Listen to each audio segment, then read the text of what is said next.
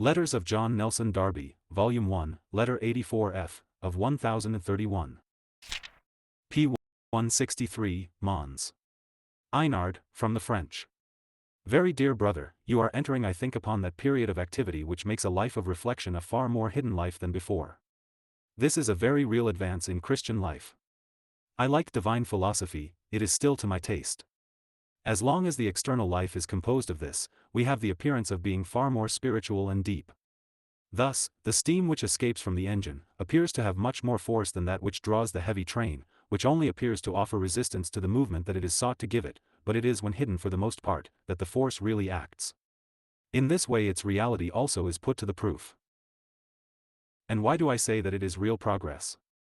It is because it makes less appearance before men, because it is more entirely before God, with whose approval we must be satisfied.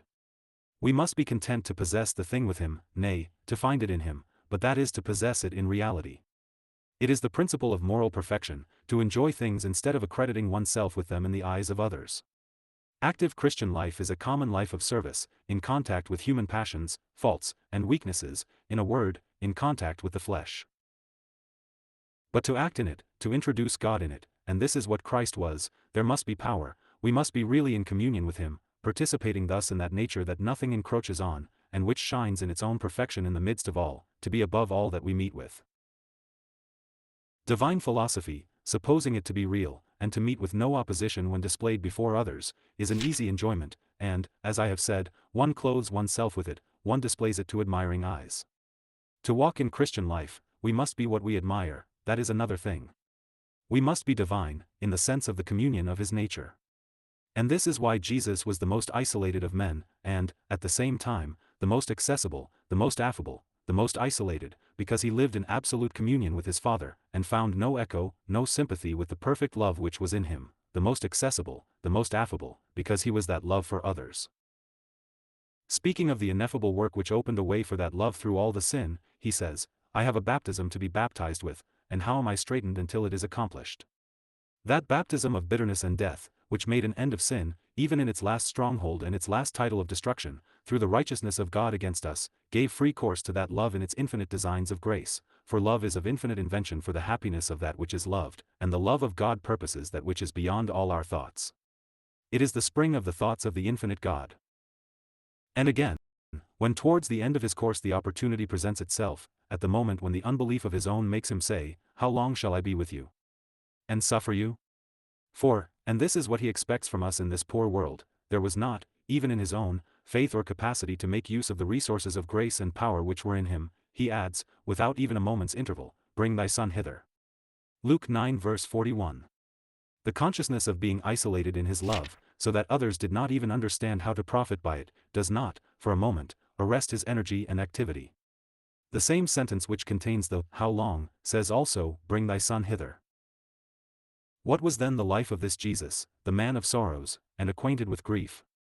A life of activity in obscurity, causing the love of God to penetrate the most hidden corners of society, wherever needs were greatest, among those whom human pride repelled, in order to maintain its own reputation, but whom the love of God sought, because he needed not to establish for himself a reputation, or to keep one.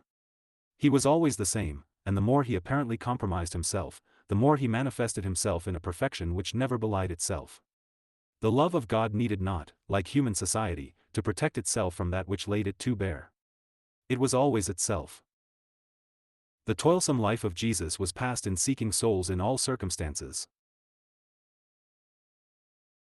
It went through everything that could put it to the proof, but we see in it a divine reality which never failed, then, in presence of self-righteousness and pride, and the tyrannical boldness of the contradiction of sinners, or in favor of some poor crushed soul, or, lastly, to justify the ways of God in their favor, we discover in it from time to time a divine mine of touching, exquisite thoughts, a depth of truth which betrayed its perfection by its simplicity, shewing a soul always fed with the most intimate communion with infinite love and perfect holiness, the one who could say, We speak that we do know, and testify that we have seen, who weighed evil by the perfection of good which was in him, and found.